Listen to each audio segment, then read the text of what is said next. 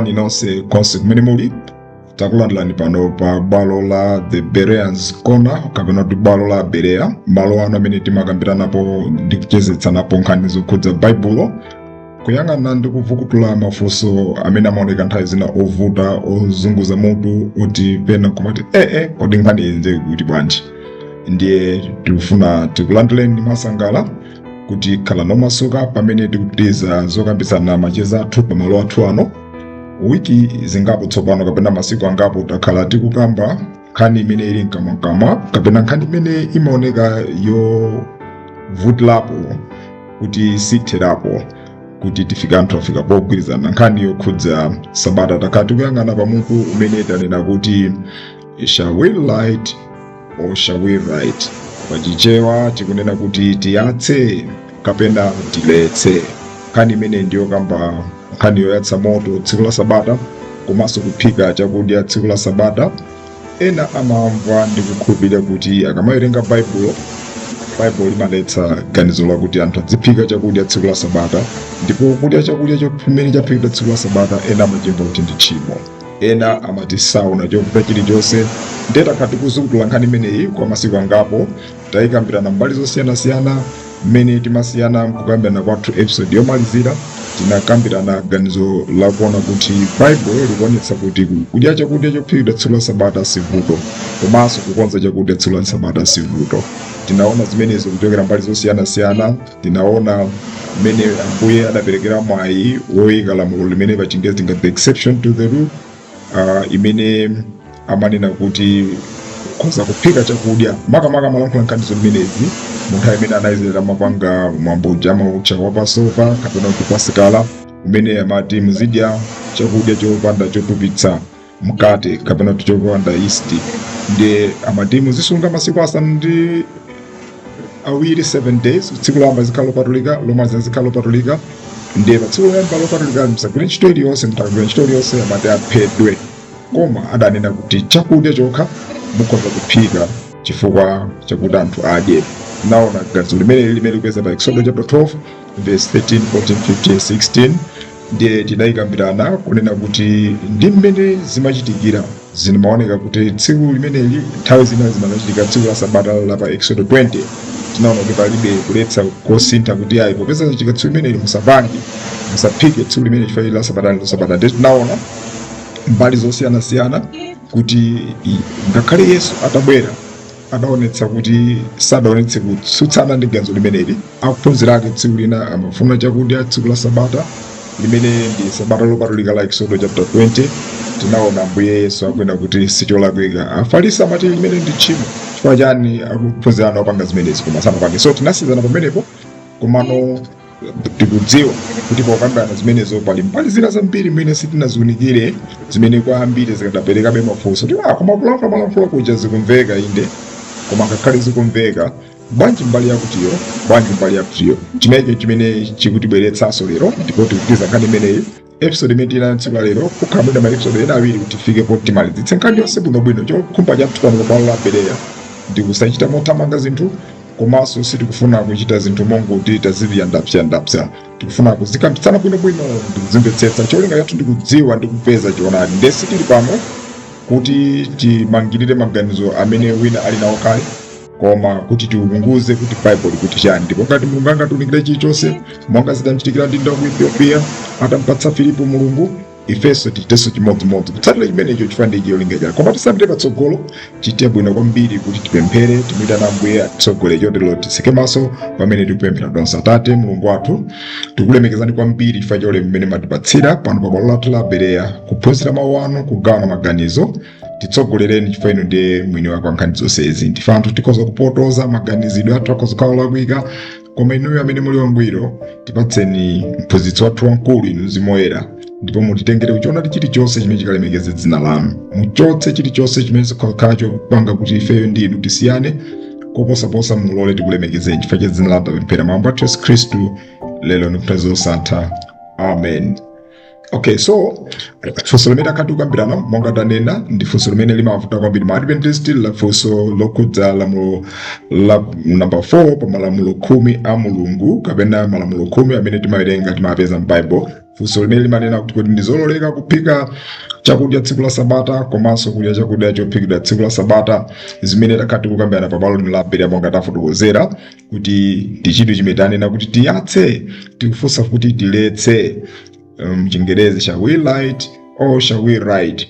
Ngati timalakwitsa tikonze pamene tingakonze Bible kuti chani, komanso tanena kuti tifuna tiunguze kuti nanga mzimu wafunsa kuti tukamba za nkhani yakuti no yapa Paska zimatere kodi nali lamulo la mphatula funsa tukozera Eksodo 12 verse 14 kulekeza verse 16 tanena uja kuti zimene zizi linali lamulo la mphatula limene limangogwira ntchito nthawi ya mwambo wa Paska okha, kapena tinene kuti akutionetsa limene linali lamulo lokhudza kasungidwe ka sabata tsiku la sabata. Sindikudzani muyankha bwanji, koma pano pabereya tifuna tikusiyana maganizo kuti muyankhe ganizo limenelo, koma ifeyo mmene tazikutira ndi kuyang'anira tikuganiza ngati tinena kuti chimenechi chimationetsera mmene lamulo linali kukhalira la sabata, whether ayuda wankachita amalimvetsetsa kapena sanalimvetsetse, monga taona zambiri zimene sanazimvetsetse, koma mwini wake adayika zimene zozo ndi cholinga chimenechi. So kodi limangokhudza masiku anawo kupatula tsiku la sabata kapena limagwiranso ntchito pa tsiku la sabata la Eksodo 20? Awo ni magazi amene awunika mnkhani imene was Exodus 12 verse 14 to 16, an exception to the rule, or it was the rule of the Sabbath mmene zinochitikira. Okay, ngati Exodus 12 verse linali lamulo la mphatula chabe, nchifukwa chani Yesu nanga adayikira kumbuya kuphunzira ake zimene kufunsa kwene baba kuti no iye sanati ngati zinali zongokhudza pa Paska papa iye anapanga pa nthawi yosakhala ya Paska. Why? Chifukwa chani? Okay, so Exodus was only applicable during the Passover ceremony. Why did Jesus not condemn his disciples when they were accused of breaking the Sabbath for plucking wheat on the Sabbath at a time when it was not Passover period? Okay, so akoza kunena ma objection, the objections mene amkhozonena kuti yayi komato ino mungonena zimene zozo mwayiwala onena kuti Leviticus 23 verse 1 lekeza verse 8 pali kusiyanitsa. Okay, objection mene amapereka ena pali kusiyanitsa. Okay, let's go back. Leviticus 23 verse 1 lekeza verse 8 amene verse 1 akuti Yehova anauza Mose kuti yankhula nda Israeli ndipo wauze kuti awa ndi masiku anga osankhika chikondwerero, masiku osankhika olemekezeka Yehova, amene olemekeza Yehova uyenera kulengeza kuti akhale masiku opatulika. Okay, so what is happening here? Ababa Leviticus 23 Mulungu akulengeza akamuza Mose kuti alengeze masiku opatulika. Ndi ena scholars ena amaita argue nena kuti tikawerenga Leviticus 23 akukamba za zinthu ziwiri zosiyana. Mbali yoyambirira okay, choyambira ndimene akulengeza masiku olemekezeka a Yehova, ndipo masiku amene mbali yoyamba akukamba masiku, akukamba specifically za lamulo la sabata la Exodus 20 kujalala mploja sabata la pachilengedwe, pamene verse 3 akuti pa masiku asanu ndi limodzi muzigwira ntchito, koma tsiku lachisanu ndi chiwiri ndi sabata lopuma, tsiku la msonkhano opatulika konse kumene inu mukukhala musagwire ntchito iliyonse. So ati masiku asanu ndi awiri akuti kumbutsa za 6 days, koma tsiku lachisanu ndi chiwiri ndiye tsiku lopatulika. Ndi kulikonse kumene muli, ndi mawu ake amene agwiritsa ntchito mchiheberi anagwiritsa ntchito mawu kuti Shabbaton Mikra Kodesh. So ndi Shabbaton Mikra Kodesh ngati sabata la masabata, tsiku lopatulika kupatulika kwake ndi si simple ya ili akulankhula la sabata la Exodus 20 verse 8 and commentary ya SDA kunena kuti literally a Sabbath observance. Our translation fails to convey the full force of the original Hebrew, which is variously translated to as Sabbath of deep rest, a Sabbath of complete rest, a perfect Sabbath, a Sabbath of solemn rest. So mawaka unena damene ndi mawu okhwimirapo amene Chiyuda Bible ikulankhulisa ntchito mu Shabbaton Mikra Kodesh. So ndi sabata lopatulika la sabata la pa Exodo. Ndi malankhulidwe amene no akulankhulidwa pamenepo, and amene akuona. So Leviticus 23 verse 3 is equal to Exodus 20 verse 8 lekeza verse 3 tilimodzi pamenepo, right? So ganizo limene lina kuti no tisiyanitse, pali argument yakuti ya zimene mukulankhula zomveka, komano muone kuti Mulungu mwini wake adasiyanitsa kupatulika kwa sabata ndi kupatulika kwa masabata enawa, chifukwa si sabata ngati limene lili ya. So ili likutchedwa Shabbaton mikra kodesh. Okay, the Levitical, the Exodo 20 verse 8 verse 20 verse 11 ndo fanana ndipo mawu ake okumaso yakutivuta chifukwa ndi sabata la masabata. So sabata la masabata mtsiku limene yati musagwire ntchito iliyonse ndauti kulikonse kumeneko pamene akambanso kachiwiri za lamulo akuti amasiku osankhidwa azikondwerero za Yehova, masiku oyera amisonkhano amene kumuti mudzalengeze pa nthawi. So pali masiku osankhika olemekezeka oyamba ndi Shabbaton mikra kodesh ndi akutenga achiwiri masiku awawa akuti chikondwerero mwachitsanzo kwa chitsanzo masiku amene ati chikondwerero cha Pasika mmene muli chikondwerero cha bread wopanda yeast zimene zizi ndi category 2 ndi masiku opatulika inde koma ndosiyana ndi Shabbaton mikra kodesh. Awawa akuatcha kuti mikra kodesh. Okay, so akamati mikra kodesh ndoyera mukhoza kuona aja no Shabbaton mikra kodesh awakuti mikra kodesh. Ndi maskolala ndi anthu amene akuyang'ana lemba ilakuona pali kusiyana kwambiri chifukwa awo ndi sabata la masabata.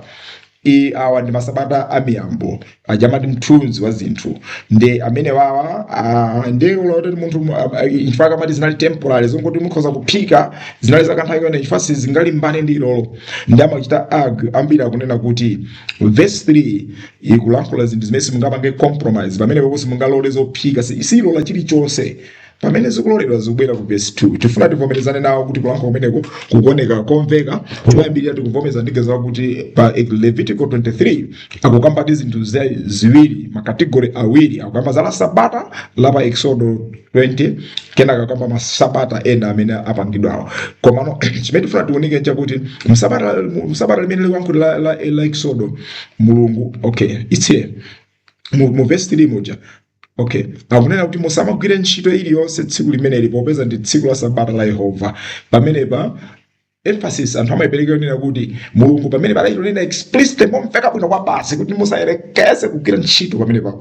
Ndiye ababa amafuna ambira kupayesa kupasiyanitsa kuti pamene palibe exception to the rule. So limkhona yayi la sabata mukoza panga yonje ya papa Mulungu mwina kati is clear musapange zimene zozo. All right, ndiye mawaka amene akuyisa ntchito ati komela kha to lotaso. Okay, komela kha lotaso data zoti no musagwire ntchito iliyonse izonse komela kha lotaso ntchito iliyonse any kind of work tinganene yonje isagwirike on this day musayerekeze.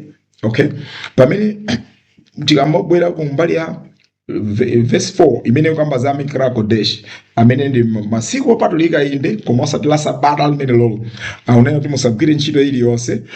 Okay, china akuna kuti no tsiku lachisanu ndi chiwiri muzikhala ndi msonkhano wopatulika ndipo musamagwire ntchito yolemetsa. So pali kusiyana kulino apa kuti musagwire ntchito iliyonse ndi pasikola kuona kuti koma apa kuti musagwire ntchito yolemetsa ndi mujamana kuti musagwire zolemetsa akunena ku masabata ndi argument imene kuperekedwa. So mawu akati komela ket avodalo tas. Okay, ndi kuti musagwire ntchito avodane kuti no ma ordinary musagwire ntchito zolemetsa kutanthauza kuti zawamba zina zosakhala zolemetsa mukhoza kugwira ndi pali kalinense pali kufokera pamwe pali kachilolezo kenakake chifukwa chakuti awa si masabata ngati awo ndi masiku otakhoza chika Monday Wednesday chani komano lija limene chosachita nawo chilichonse markment amene anthu akubweretsa ndi ameneyo. Funso amene tifuna tifunse pano pa Berea kuti markment amene ndi olondola ndipo do they hold the argument made la mkola pano kuti the exception to the rule imapanga apply ngakhale ku Shabbaton mikra kodesh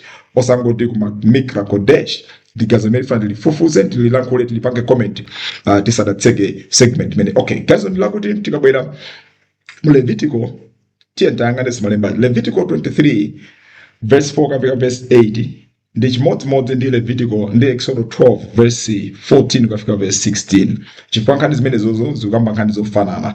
Okay, tikhoza kuwerenga palibe chifukwa kuti tiwerengeso zonsezo komano muona kuti akuti pa Levitical ali chikondwerero cha Pasika chiziyamba madzulo a tsiku la 14 mwezi woyamba tsiku la 14 akamba zimene zozo ndi pa verse pamene pa Exodo 12 po akamba kuti ndi tsiku la Chikumbutso tsiku limene akamba zomwe zijazo ndi zimene akamba pa Levitical anoti musamagwire ntchito iliyonse pa tsiku limene lo ndi akuti zikugwirizana naso ndi zimene akulankhula pa Eksodo kuti musamagwire ntchito iliyonse masiku amenewa. Okay, nthawi kati musamagwire ntchito yolemetsa ku Levitiko chimodzimodzinso ku Eksodo akukamba kumene kuti koma ntchito yokonza chakudya yokha kuti aliyense adye. Izi ndi zimene muzizichita, so musagwire ntchito yolemetsa. So ayitenga ngati ntchito yophikayo osakhala ngati ntchito yolemetsa. So mawu amene akugwiritsa ntchito chimene tikupeza chakuti Levitiko 23 verse 3 akuti Shabbaton.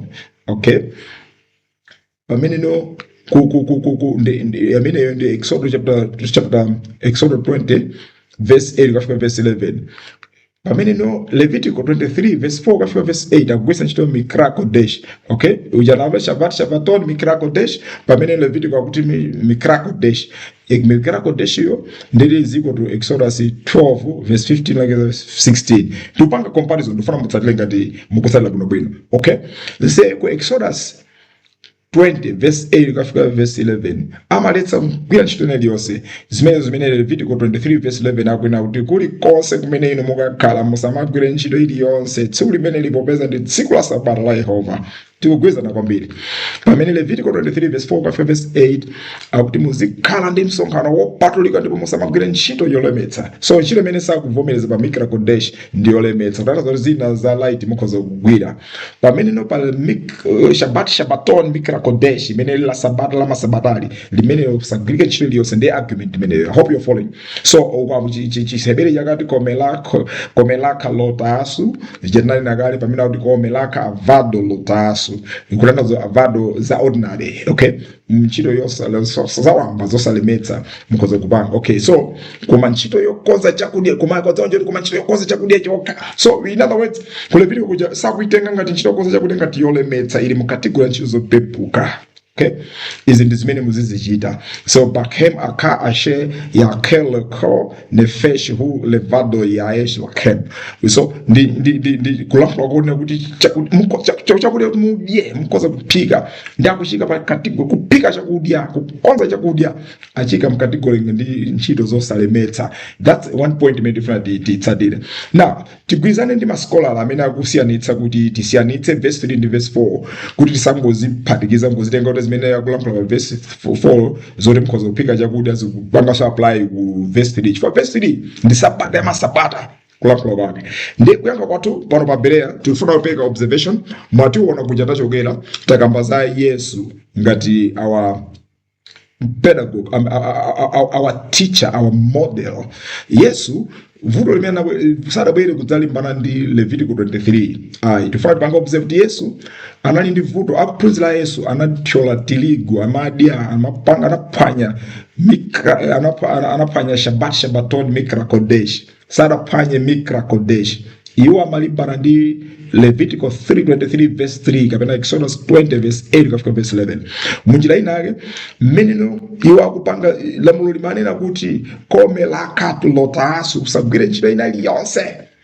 Okay, sipamalola kumene amalola kuti mukhoza kupanga chili chake ndi ku Levitiko 23 verse 4 kufika verse 8 kumene akuavomera kuti akhoza kudya chakudya. So akuphunzira iwo akukathyola zakudya pa Shabbaton kumene akuona kuti lomekelaka lotasu kumene akugwira ntchito musagwire ntchito ndiwo akupanga zimenezo nchifaka Ayuda adadabwa nawo. Akalakhala kuti akuphunzira Yesu adapanga zimenezozo pa tsiku la Levitiko 23 verse 4 imene ni Mikra Kodesh. Sakadadabwa nawo chani ingasizovomerezeka kale koma adadabwa nawo chifukwa kuti amakapanga zinthu zimene zizi pa tsiku la Shabbaton Mikra Kodesh. So ndikuti maphwanya pachale kusungachita ntchito iliyonse. So Yesu anapanga pamene popo sindikudzanga timukutsatira pano pa Berea tikunena kuti Yesu sadadzalimbane ndi Mikra Kodesh. Yesu adabwera ndi kumasulira za Shabbaton Mikra Kodesh. Chifukwa pamene no akuphunzira akadaphwanya pamenepo amakathyola ngale pamene sadakathyola ngale pa Mikra Kodesh. Levitiko 23 verse 4 adakapita pa Levitiko 23 verse 3. Munjira kanali pa Exodo 20 verse 8 kapeza verse 11. Sanali pa Exodo 12 akakhala pa Exodo 12 kana kankani. koma kubwera nkhani ife anapanga pamenepopo ndiye kuti munjira ina yake zonse zimene zionera Yesu izi amapanga apa zosavomerezeka pa Geneva. Okay, zimene zonse zimene zionera Yesu lino apo amamukambira waphwanya Sabata zidali zimene zozo. Mateyu 12 zija kulimbana nawo kuti mwaphwanya ndiye akuoza kuti no akuphunzana maona zimene akupangasa amadabwa nawo akuphwanya zosaloleka pa Sabata. Yesu akuwaunikira pa zinkhani zimene zozo yapa shabatonipo ikadakhamikira Kodesh sakadakhala ndi vuto, koma awaphwanya shabaton Yesu akwena kuti ayi si vuto mmene awachitilamu palibe tchimo palibe cholakwika pa shabaton. So munjira nake kuyankhula kumene Yesu alankhula akuyankha masikola anzanga akulankhula marabi amene noti argument yathu tumanena kuti Levitical 23 verse 3 tisayiyerekeze ndi kuifananitsa ndi Levitical 23 verse 4 chifukwa kuti ndi shabaton mikra kodesh, uyu ndi mikra kodesh uku akuti mukhoza kugwira ntchito zawambo kusagwire komwe.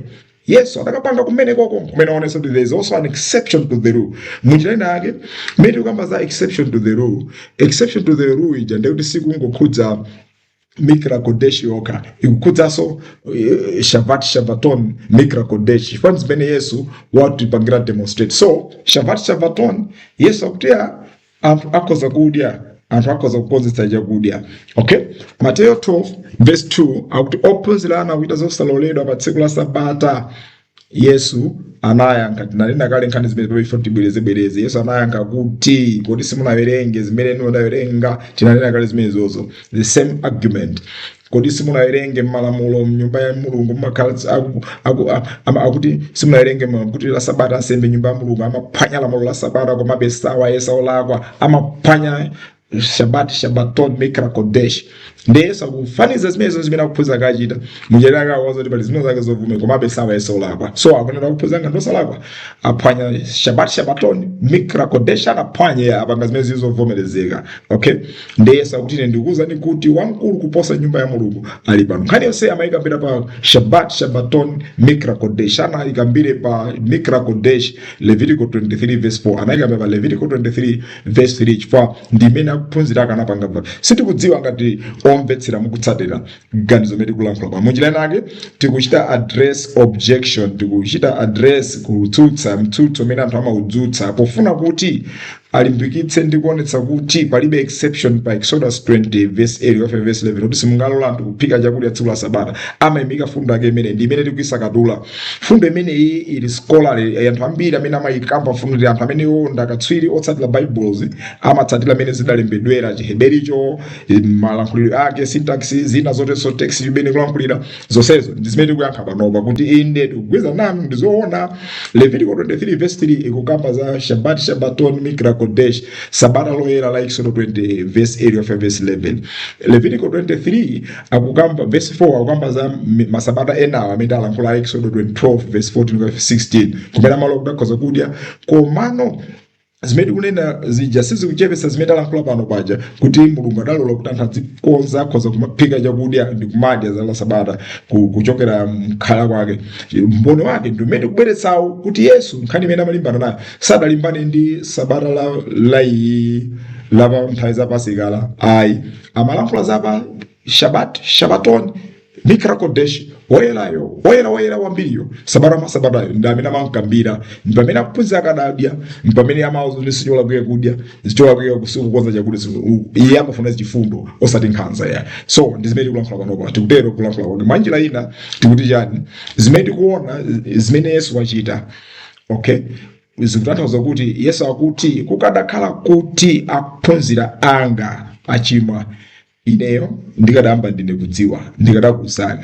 Mateyu 12 verse 3 kalekeza verse 7 akuti mukanadziwa zomwe mawu akutanthauza ine ndifuna chifundo osati nsembe inu simukanatsutsa olakwa. Tanena kale nkhani anthu akwati ngati si olakwa pa shabaton mikra kodesh kuphika chakudya kukonza chakudya si tchimo sikulakwa zimene Yesu akulankhula mjinaki chifukwa tchimolo nkhaniyo imakalambira pa shabaton simakambira pa mikra kodesh foundation. Ndakuti Yesu akadadziwa akulankhula lemba lomwe komanso mukumaso kwa Bible, the Bible loyera, the Catholic edition, akuti mukadadziwa tanthauzo la mawu a Mulungu akuti ndimafuna chifundo osati nsembe ayi sibwezi mudaweruza kuti ndi olakwa anthu amene sadalakwe konse. So akuti akuphunzira ake sadalakwe. Mwanjira ina tikunena kuti yani, mwanjira ina Yesu akuti akuphunzira ake sadachimwe sadachite chilichonse cholakwika. So munjira imeneyi ndimeneno tikuona kuti kuyankha kwa funso lathu lija kukutitengera. Alright, alembi ndi afarisi komanso akuluakulu a chilamulo anali ndi kumvetsetsa komanso kumasulira kolakwika kwa lamulo la Sabata lokhuza Sabata. Ndi zimene tikulankhula Luka 6:39 verse 40 tilankhula mabwezabweza zimenezi akuti kodi munthu wakhungu angatsogolere munthu wakhungu mnzake? Kodi onse sadzagwera mdzenje? Funso limene ndi funso limene Yesu akufunsa.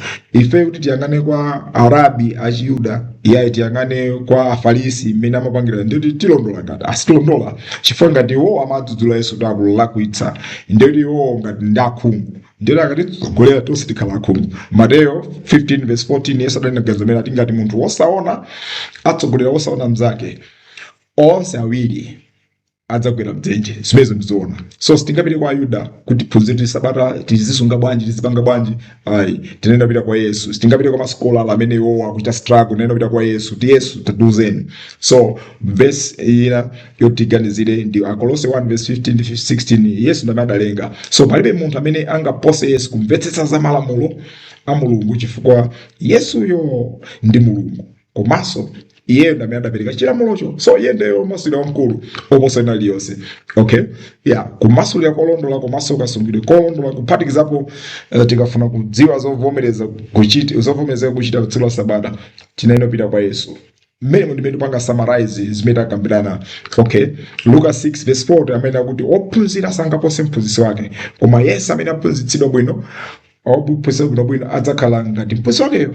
So munthu amene no Josefe ngakhale tapasana maphunziro anthu wanje mukuphunzitsana kwathu sitingapose kumvetsa kwake kwa Yesu. Ngati ngakhale tachita bwinoli tafika ofewe papelemende ndi upelemende wako wamukhala wafanana na mamvetsedwe ako nda Yesu finish. Ndi wewe wafika hapo ndio upelemende wamkulu ndio mphunzitsi wamkulu. Apo B palibe mmodzi wa ife amene akhoza kuposa Yesu. So tikamakamba ma theology athu tikamaphunzitsana ku church, tikamaphunzitsana ku mzikiti, tikamaphunzitsana ku mandelo, tikamaphunzitsana maloli yonse amene mukumana wakandi kutempire kuli kosi mene mukutchulako. Tinena mukumbukira fundo imeneyi kunena kuti sitingampose mphunzitsi wathu, sitingampose Mulungu. Mwina aphunzitsa tu adziko well zimachitika kuti aphunzitsa anasize wapita pena koma si mphunzitsi wake si uyu yayi. Mphunzitsi uyu ndi woposa mphunzitsiso yayi koma ndi Mulungu amene sitingampose. So tinena kukhala ndi kumvetsera kwambiri modzichepetsa kwa iye. Mateyo 12:6 akunena kuti wamkulu kuposa nyumba ya Mulunguyo ali pano. Yesuyo ndi wamkulu kuposa everything.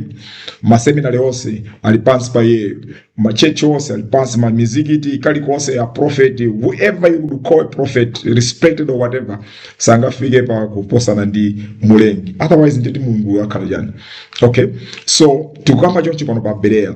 Ayuda ngakhale kuti anali ndi malamulo a Mulungu ndipo amaganiza kuti amadziwa ndi kumvetsetsa malembo ndi malamulo, Yesu wauza kuti iwo samamvetsetsa ndi kudziwa bwino malembo ndi malamulo amene Mose ndi anene adawalembera. Nditi neno khala very cautious tizitsatira bwino momvetsera bwino kwambiri osangotenga hosi lokungomeza chilichonse chimene chona iya Ayuda amatero amatani amachita mogwirizana ndi zimene Mulungu amafuna kapena akusiyana ndi zimene Yesu akutiunikira. Mateyo 12:7 akuti mukanadziwa zomwe mawu awa amatanthauza ndi kufuna chifundo osati nsembe simukanamtsutsa osalakwa. So Yesu mobwezabweza ganzo limene lofuna kuti timvetsetse Mulungu si Mulungu wankhanza amene amafuna kuti anthu kale ngati tino basi popeze ndi wodyera ndi wamkulu ndi basi ife tinje tidzimva kuti si choncho. Mulungu afuna ubale. Mulungu is a God of justice, fairness, love. Amafuna tichite zisapo akapanga choncho ndi kupanga compromise. Chifukwa ena ngazo kuti mwina akatere ndi kuti mwina chichepsa kulemerero wako tsika chilichonse. If anything pamene Mulungu amalemekezeka tikamakhala mchimene Mulungu afuna ife tikhalire. Okay, Maliko 2:27-28 tikumbukire tiyaninaso nena kuti tsono Yesu apopiriza alenda kuti Mulungu adayika tsiku la Sabata kuti likhale lothandiza anthu, sadalenge anthu kuti akhale akapolo a tsiku la Sabata. Chimene chifuna chikumbukira Mulungu adafuna kuti Sabata likhale tsiku lokondwa nchifukwa kuti mwana wa munthu iyeyo ali ndi ulamuliro wonse pa tsiku lonse la sabata. Okay, so tikuti chani kapena kuti funso tinganene kuti ndiye timvere ndani. Okay, mmene alankhula Mose muja kuja tachoka kuja timvere ndani pakati pa Yesu ndi anthu ameneno akupanga maganizo awo osiyanasiyana. Timvere ndani pakati pa Yesu abusa athu, pakati pa Yesu ndi mpingo wathu, pakati pa Yesu ndi arabi achiyuda. Timvere ndani ndiye funso limene lilofunayo. Petro ndazinzake akuphunzira mayidatu mijadwa 4 verse 19 monga tinaona kuyambira kuja adani ndiweruza nokha kodi pamaso pa Mulungu. N'kwabwino kumvera inuyo koposa kumvera Mulungu. Maganizidwe ena kulankhula kuganiza lomwelo koma tichidatu mijadwa 5 verse 19 Petro imwe yakuna kuti ife tiyenera kumvera Mulungu osati anthu. So chisankho chili ndife koma ife ngati Abereya maganizo athu ndauti timafuna timvere zimene Yesu akunena. Chifukwa pano pa Abereya timasakatula choonadi mopanda mantha mopanda nkhawa, chifukwa chimene ife tikufuna ndi choonadi osati maganizo a anthu koma zimene Ambuye mwini wake Mulungu angafune. Ndiye funso lomaliza likhoza kukhala kuti nde ndichite chani? Ine ndamvetsera ndatsatira zimenezi nditani? Popeza ashehe anga maliphunzitsa izi, akulampingo amaduza izi, chechi kwanga amaduza izi, atenera akotha manena izi, aja manena izozo, ndi ife titani? Funso lofunika kwambiri. Funso limene Yohane 6 verse 28 and 29 Yesu anadziyankhira kale akuti pamenepo anthu aja adayamba kufunsana kuti titani tsono kuti titsate bwino zimene Mulungu afuna. Yesu anthu akufunsa choncho titani kuti tichite. Yesu adayankha kuti chimene Mulungu afuna kuti muchite chakuti mundikhulupirire ineyo amene Mulungu adandituma. Did you understand? Chimene tingachite chanzeru chilichonse chimene tizimva tikakhutira kuti ndichoonadi m'bwalo lathu lino, ife ngati Abereya sitikhala ndi mtima wokula ngati aku Tesalonika. Ifeyo ndife anthu amene timafuna tichite chifuniro chake. Ndi chimene ife tichite ndikukhulupirira zimene Yesu wanena, ngakhale mwina zikhoza zosiyana ndi zimene anenera ku chechi kwathu manena a prophetess kapena zimene nakulampinga bishop atamaduza ashehe adatiphunzitsa. Koma ife tinena kuti ife tikhulupirira ineyo Yesu adakutuma cho adamutuma kuti adzatiphunzitse. So munjira iyi anatibwera kudzatifotokozera funso lathu lakuti kuti Tiyatse, Tiletse, shall we lie, shall we write? Jesus says no, I gave you an exception to the rule. Last Sabata msagwire ntchito iliyonse koma kuphika chakudya yoti mudye zimenezo mukhoza kuchita. Ngale sikuchimwa dyani chifukwa ndimafuna chifundo osati nsembe. Okay, machitidwe athu mchapter 16 verse 30 nkulu inasafuso lofanana ndi menelo akuti anali mkuluja ngoyang'anira ndende Paulo ndi Sila ali kundenda kuimba ndi chivomezi chabwera chatsegula ndi amagazi anthu ajathawa ndi akuti anatuluka kunja ndipo anafunsa kuti amuna inu ndichite chiyani kuti ndipulumuke? Aliwo anamuyankha kuti ukhulupirire Ambuye Yesu Khristu ndipo udzapulumuka iwe ndi banja lako. So nkhani ili pano pa Abereya ndakuti no, titani tikakhala kuti talanda conviction, titani tikamva kutsutsika tikatumba china chake, ganizalo kuti tikhulupirire Yesu mwamuna wa mndandanda amene maganizo ake ndiofuna kutitengera kufupi ndiye akationetse ulemerero wake. Kumbukirani kuti nkhani ili pano ndi azakudya, ndi kudya zophikidwa tsiku la Sabata, kuphika kapena kudya zophikidwa tsiku la osati yakudya chakudya. Nkhani sili pano siya kudya chakudya, nkhani ndi kuphika zakudya ndi kudya zophikidwa tsiku la Sabata ndime nkhani makambira. So pazimene tavomerezana kufika panopo mmene tipanga Sabata izi zikuoneka kuti tavomerezana kuti ngakhale kuti lamulo lokhudza Sabata limaletsa kugwira ntchito ya mtundu uliwonse pa tsikuli, pali zintchito zina zambiri zimene zimaloledwa ndi lamulo lokhudza tsiku la Sabata. Okay, tinaona kale zitsanzo zambiri, zitsanzo kuchita mdulidwe, tinaonanso kupulumutsa moyo wa munthu kapena ziweto Mateyo 5:12 verse 11, kukalondera kukachisi tinaona zimenezo, kupha ndi kuotcha nyama zopereka nsembe, kukolezera moto kukachisi zonsezo nzovomeza kupereka nsembe kukachisi zonsezo zitazoona kugwirizana. Marko 3 verse 4 tinaona kuti ndipo Yesu anafunsa kuti kodi chololeka ndi chiyani pa tsiku la Sabata, kuchita chabwino kapena kuchita choyipa, kupulumutsa moyo kapena kupha? Koma iwo anakhala chete. Chololedwa ndi chiyani? So tikugwirizana kuti pali zina zake zololedwa. Atakati panalibe zololedwa, Yesu sakanafunsa zimene lolo. So kuchita chabwino kapena kuchita choyipa, tapeza kuti zimene Yesu akuvomeza kuchita zabwino nkololeka. Okay, kupanga zinthu zimene zikhozobweretsa chipulumutso. So nkhani ili apa the issues. Alright, kodi kuphika chakudya tsiku la Sabata ndi imodzi mwa ntchito zimene Mulungu adaloleza kuti tingathe kugwira, ndipo si tchimo. Mmene lankhula zonse zija tagwirizana, pamene mwina pali kusiyana mamvekedwe ndi pamene popo. Okay, mukhoza kuweruza nokha muziperekera chigamulo molinga ndi zimene taziona pamene papa.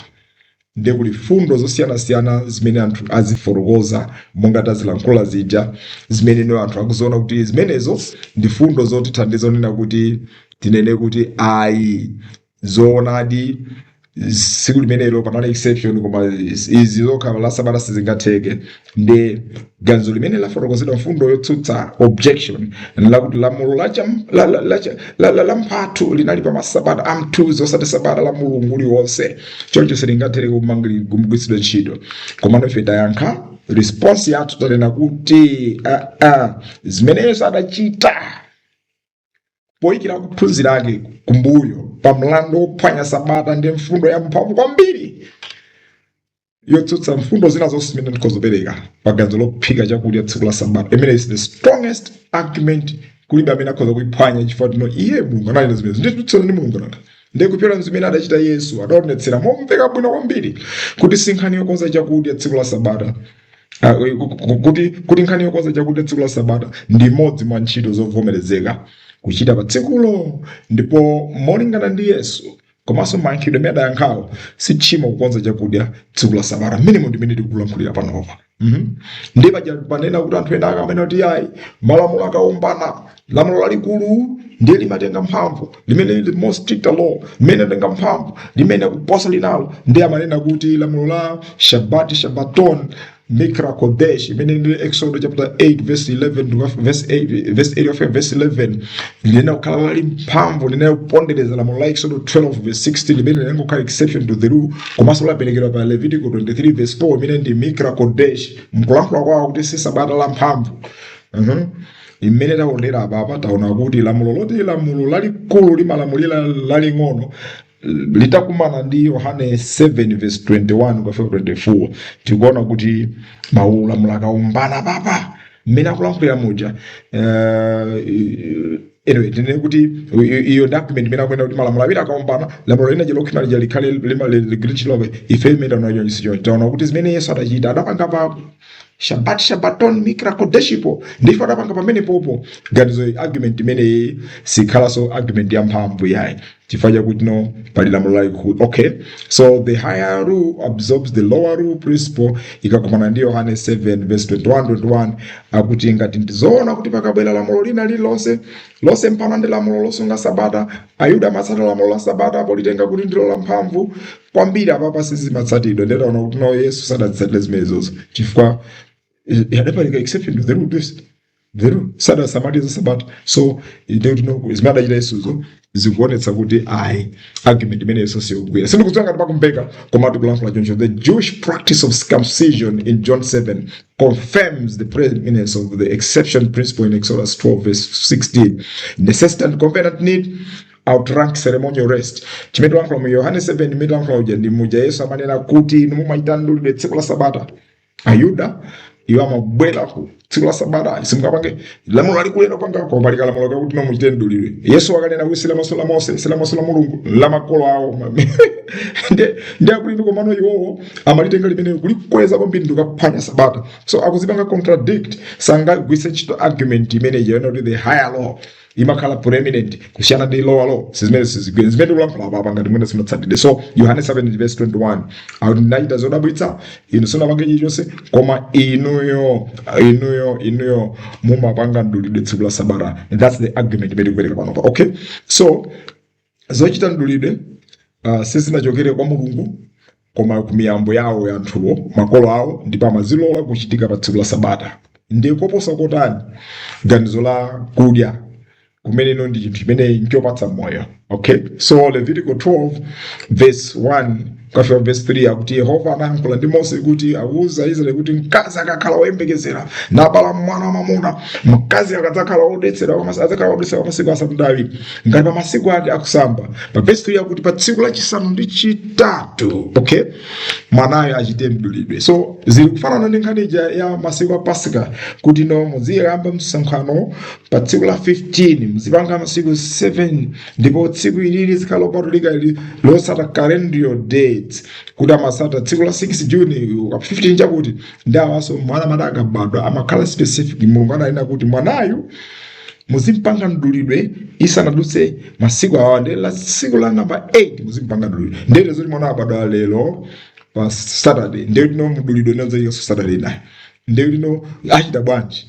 ndi zimene makolo aba akapanga ben mdulidwe nthawimeneyo ndi argument tunena pano yakuti ngati jamani ya mascholazi unena kuti zikamana lamulo lalikulu ndi lamulo limodzi zikachitana crash zikawombana ndio kuti muzitenga lamulo lalikulu lokhwima kwambiri ndio kuti no tikadapeza no akadakati nzoona ndi zimene amaita ayudazo akadanena kuti akafika la Sabata mwana msampange mdulidwe muzampange tsiku inayo koma maopa kuti akapanga choncho aphwanya lamulo ndio amapanga ben mdulidwe tsiku la Sabatalo liamalitenga kuti no gazo limene laposa amalipereka exception to the rule. So tikuona kuti ayuda apanga double standard choma apanga zimenezo pamene apa. So munjira ina yake tikuona kuti zimene Yesu apanga palibe cha chilendo cha sentika komanso zimene tilankhula isurizo tiwonjezera yani there's the exception to the rule singangololeka pa mdulidwe pokha kukalephera zakudya ndio kuti kunama. So zimene zozo zimene Bible likufotokoza.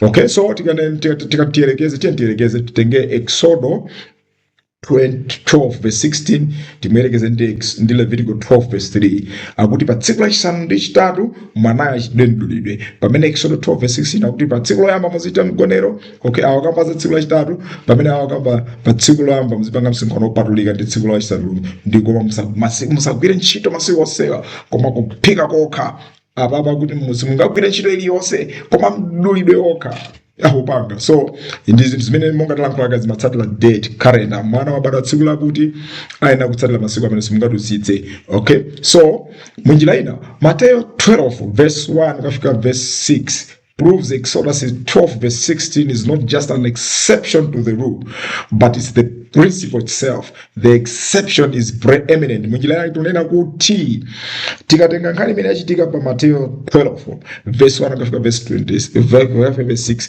ikutionetsera ndi umboni waukulu kwambiri kuti nkhani ya Exodus 12 verse 6 saichepetse imene jayo ndi mphatu ndi mphetula imene Mulungu adayipereka kuchilamulo chonse chokhudza Sabata kuti kupati ndipo chikhalidwe chake cha kasungidwe ka Sabata kuphika chakudya tsiku la Sabata sikuphwanya Sabata ndi mbali imodzi yosunga Sabata ndi zimene tikulankhula munjira inayi nchifukwa tapereka maumboni osewa.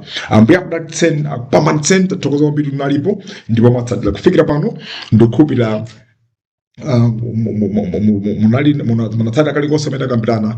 Ngati muli ndi mafunso kumbukirani titumizireni ndipo tidzakhala tikukambirana pano pa Berea next episode tidzakhala tikukambirana kuti ino chabwino ngati manena zimenezozo nanga kuphika chakudya tsiku la Sabata ngati kunali kololeka nchifukwa chani pali Exodo chapter 16 verse 23 kufika verse ya 26 amatanthauzanji pamene amanena kuti anauza kuti izi ndi zimene Yehova analamulira mmawa ndi tsiku lopatulika Sabata loyera choncho kutchani ndi kuphika zimene mufuna kuphika sungani sala mpaka mmawa muzitola chakudya masiku asanu ndi limodzi koma tsiku lachisanu ndi chiwiri ndi Sabata simukapeza chilichonse kudya. Amatanthauza chani ngati amadziwa kuti amalola kuti akhoza kuphika chakudya Sabata ndi akhoza kuphikiratu nanga nchifukwa chani munthu uja wina adakampeza akatola zinthu la Sabata Nkhani anakamupha kumene kudyako amamupheranji. Exodo 16 verse 23 26 amakamupheranji ngati nzololeka la Sabata kukonza chakudya nanga mutiuza zoti chani nkhani ya moto. Exodo 35 kuti atinena kuti musakoleze moto ndezi matanthauza chani zimene tiziyang'ana mu the next episode imene tikhaleso Ambuye akatipatsa moyo musaphonyane nazo. Kumbukirani ife ndifa Berea amene cholinga chathu ndi kusakatula kuunguza kuyang'ana mosayang'ana nkhope, mosayang'ana kumene anthu akuchokera, koma kuganiza kuti ino chimene Mulungu afuna kutibweretsere ndi chani. Nde tibe prejudice kuti awa ndi Ayuda, Paulo timafuna timve zimene atibweretsera, sitili ngati Atesalonika, komanso sife otengeka ngati Aefeso kuti popeza chigulu chimati chonche, anthu ena amati chonche. Pano pati pafuna tione zakatula bwinobwino. Nde Ambuye akudalitseni inunso ndinu bereya wabwino, kukhala nafufira pano, you are a good berean. Ambuye akudalitseni akupambanitseni mwakoma nonse, zikomo kwambiri.